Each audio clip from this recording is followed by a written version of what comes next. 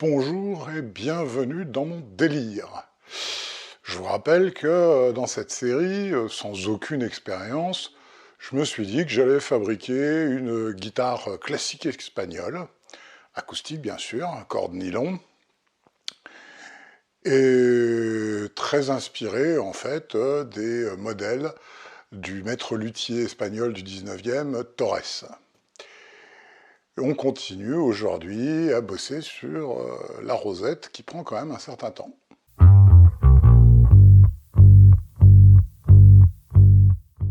La rosette type F18 contient 3 éléments.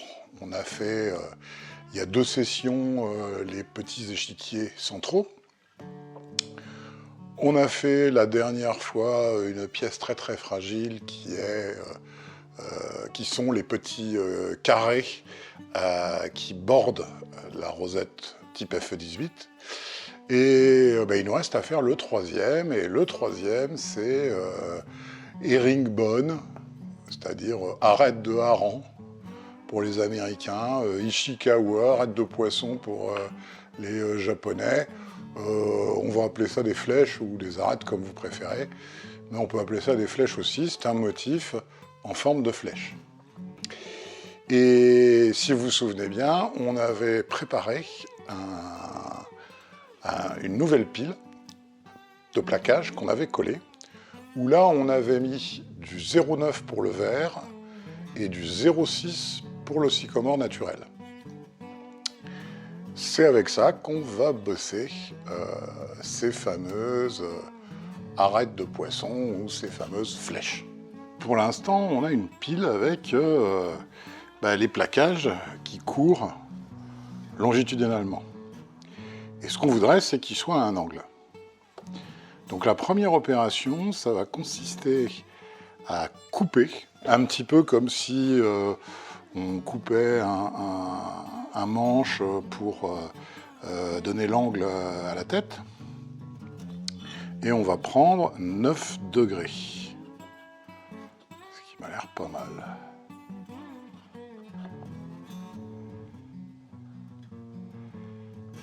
Et donc, 9 degrés, ça devrait nous donner une petite chose qui va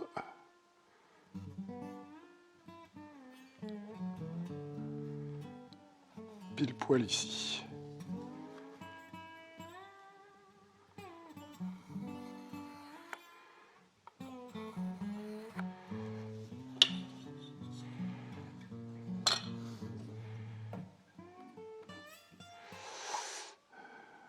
On voit pas grand chose. Je vais utiliser un feutre.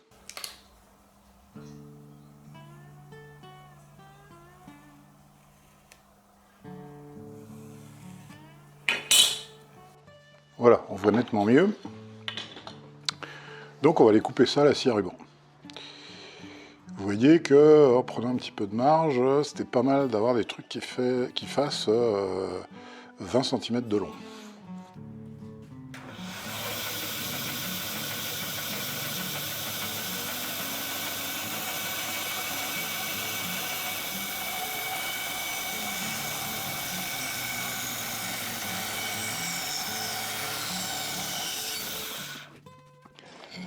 Donc, on avait ça, on a coupé à 9 degrés. Là, c'est très rugueux parce qu'évidemment, c'est les traits de scie, mais on a deux surfaces ici relativement propres qui vont nous servir à recoller pour retrouver en fait une structure de type carrelet. Et on aura bien, dans ce cas-là, nos bandes en travers.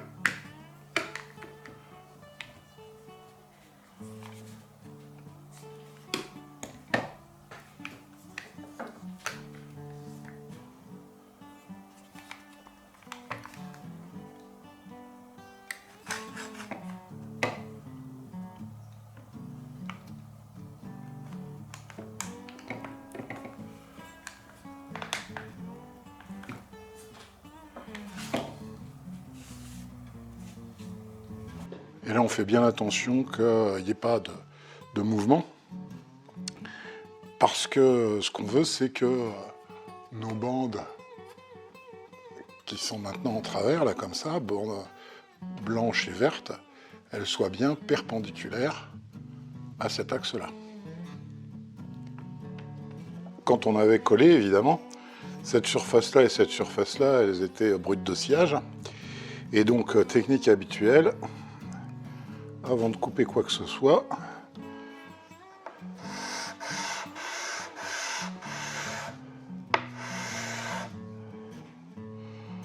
on passe un coup de nettoyage.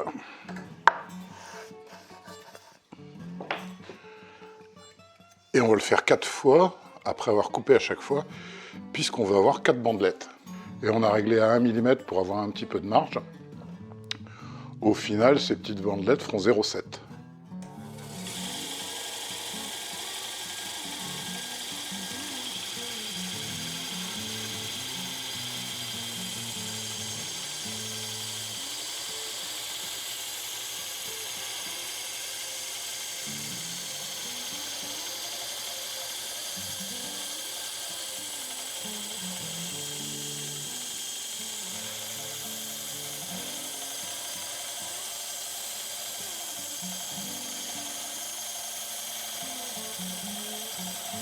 On est à 1.2 en fait. On se retrouve quand j'ai fait les 3 autres. Bon, j'en ai fait 5 au cas où. Et vous voyez qu'il reste de quoi en faire. Hein. Ça, c'était notre bloc initial.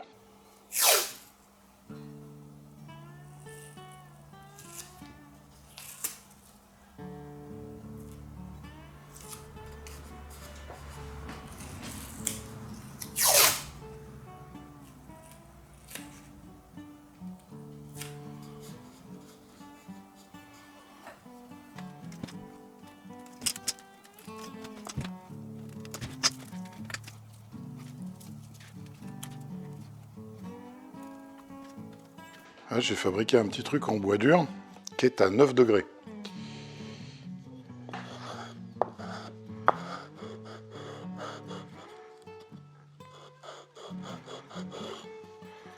Voilà. Alors, le truc, c'est qu'il faut que ça soit bien organisé. Donc là, c'est la partie apparente. On est bien dans le bon sens. Et idéalement, il faudrait recouper ici un petit peu et faire le joint sur le milieu du blanc pour être pas mal.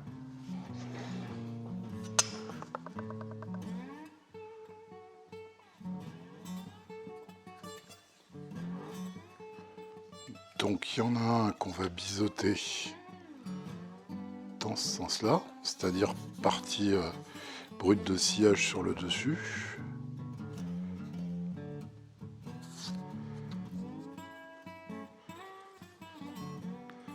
Et on va pouvoir le positionner droit comme ça.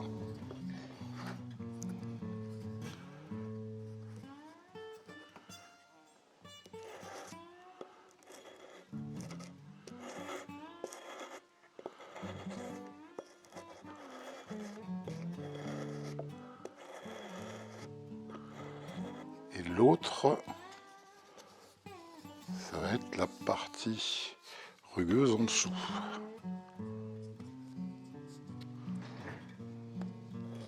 Donc on devrait avoir, si on était du côté rugueux, quelque chose qui s'assemble pas mal. Ça se verra un petit peu, mais l'essentiel c'est que ce soit propre de l'autre côté.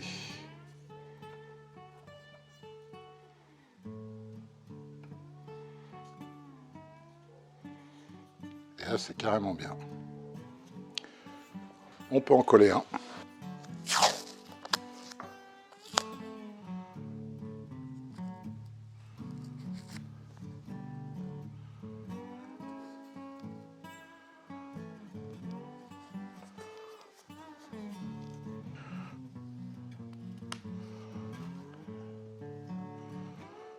petit peu de colle.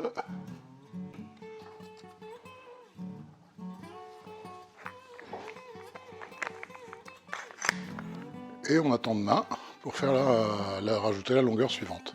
Donc il va falloir couper là-dedans 4 bandes de 2 mm. Alors première chose évidemment, lame neuve. Et deuxième chose, si on est droitier et qu'on va de la gauche vers la droite, il faut orienter de manière à ce que le fil soit en travers comme ça. Parce que si on met dans l'autre sens, on va aller à contre-fil et on va arracher.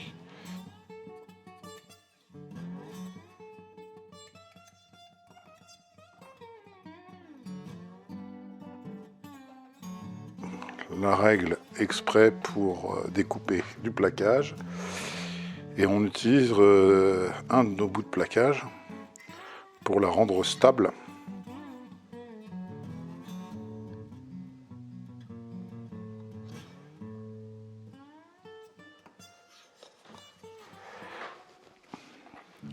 Et on n'essaye pas de couper en une seule fois. On n'est pas assez précis avec le crayon. Et il vaut mieux, dans ce cas-là, utiliser une pointe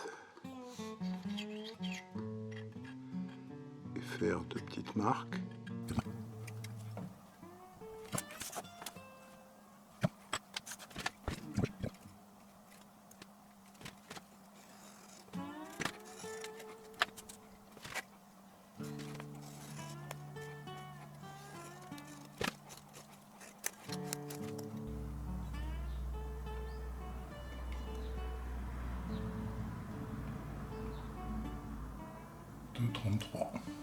C'est important de numéroter les baguettes au fur et à mesure qu'on les coupe. Je mets 1 point, 2 points, 3 points et puis 4 points. Parce qu'en fait, elles vont aller par paire. L'idée, c'est que quand on va les opposer, ça fasse la flèche. Comme c'est pas parfaitement perpendiculaire, c'est mieux d'avoir même pas un trait de scie. C'est pour ça que j'ai coupé au cutter, pour avoir quelque chose d'assez sympathique. Il nous reste une tâche extrêmement délicate, c'est qu'il va falloir ramener à 0,7.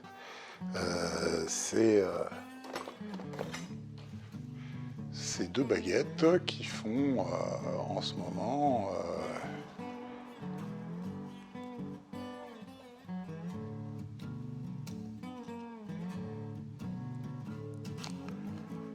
1,35. Pour ça, on va pondre son temps, hein, la cale 6/10 qui permet de descendre, puisque là j'ai collé dessus 2 plaquages 6/10, donc ça permet de descendre à 7/10 si on tient compte du ruban de masquage. Et quand il n'y a plus de poussière, ça veut dire qu'on y est. On va systématiquement, en le maintenant dans le même sens, comme ça. L'objectif, c'est d'éviter de casser ces tout petits bouts de bois.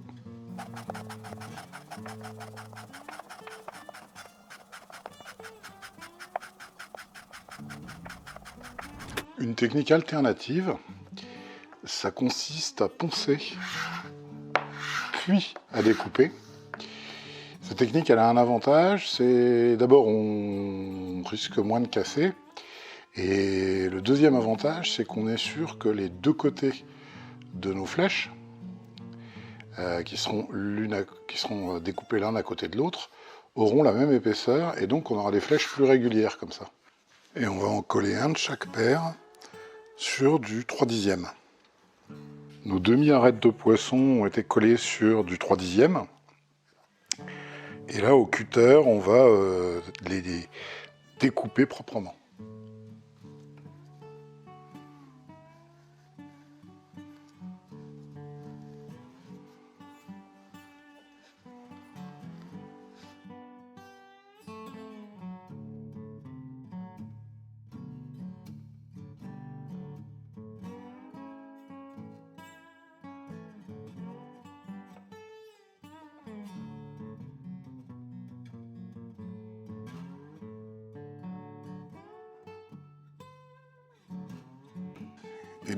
L'idée, c'est de les coller à l'envers pour former les flèches.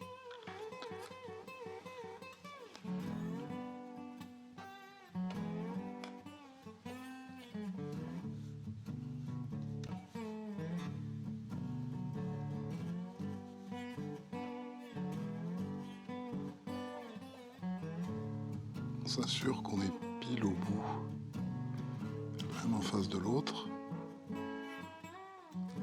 Sinon, on n'aura pas de flèche.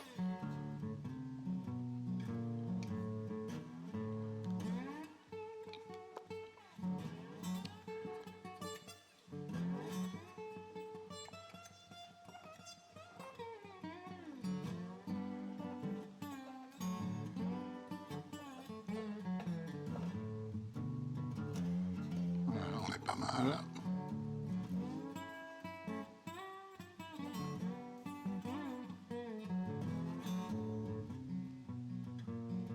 On est bien tout du long. Et évidemment, il faut maintenir ça et que ça ne glisse pas avant de mettre sous serre-joint. Et pour ça, on va utiliser du fil de pêche. Alors, je ne sais pas si vous le verrez à la caméra. Mais en gros, c'est du fil de pêche nylon tout bête. Et on va commencer par faire un tour ici, comme ça.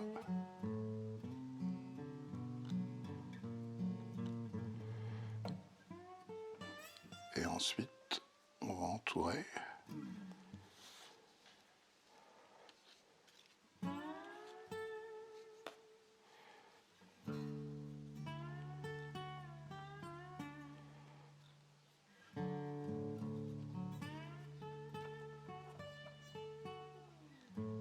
Celui-ci n'est pas dedans.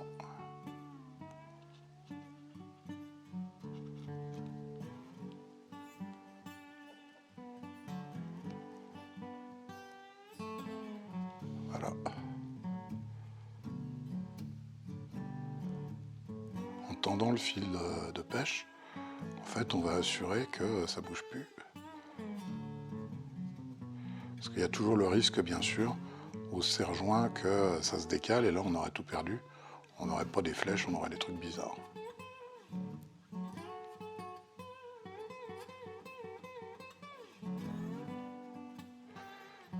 Le nylon a aussi un avantage, c'est qu'évidemment, il ne colle pas dans la colle à bois.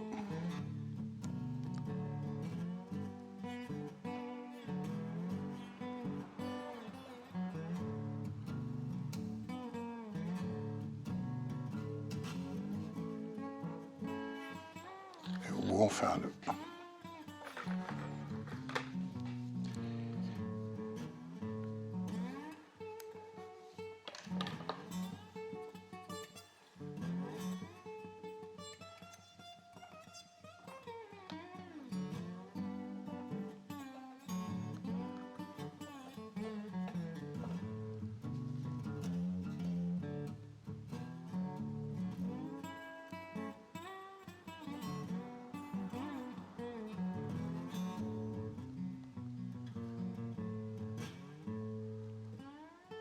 Voilà. Et ça, on peut le mettre sous presse. La combine du fil de pêche. Toujours pareil, hein, du scotch pour éviter que ça colle.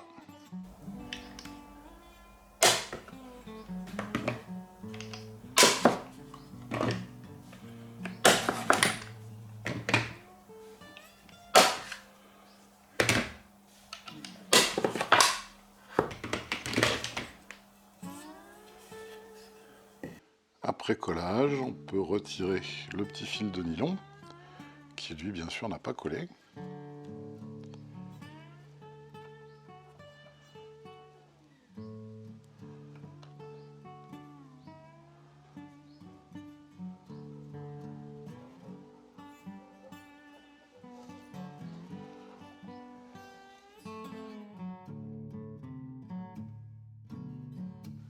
Et on a nos petites flèches ou arêtes de poisson. Et elles sont pas mal, elles sont assez régulières tout le long de notre baguette. Alors on pourrait être tenté de rajouter tout de suite un plaquage pour solidifier l'ensemble. Mais en fait, ça ne ferait que compliquer la suite, parce que là, on a mangé notre pain blanc. Évidemment, il va falloir cintrer ces petits bouts de bois très fragiles. Et si on rajoute d'un côté, voire des deux côtés, tout de suite du plaquage, puisqu'il va y avoir du plaquage vert, ben ça va faire des difficultés supplémentaires, puisque ça va rigidifier l'ensemble. Voilà ce que ça donnera avec du plaquage vert de chaque côté. Alors on peut jouer sur les distances entre les flèches. Pour ça, dans la pile initiale, il aurait suffi de mettre 2 verts, un blanc, 2 verts, un blanc, et là les flèches seraient plus espacées. On peut bien sûr aussi évidemment jouer sur toutes les couleurs. On a le troisième élément complexe qui va constituer la rosette de type FE18 de Torres. Moi je serais de vous, je m'abonnerais parce que la prochaine fois, on va commencer à attaquer la rosette. Il nous reste à faire un petit peu de découpage, puisque tous les autres éléments sont simplement des bandes de plaquage de 2 mm, le cintrage, et on aura sérieusement avancé sur ce sujet qui est, pour moi, la partie la plus compliquée, vous avez vu mes doigts, de la fabrication, encore que j'ai pas vu le reste, hein, vu que j'ai 0 expérience, si ça se trouve, il y a des choses encore plus compliquées. Mais bon, à grand cœur, rien ne fait peur, et au nid, soit qui mal y pense, comme on disait.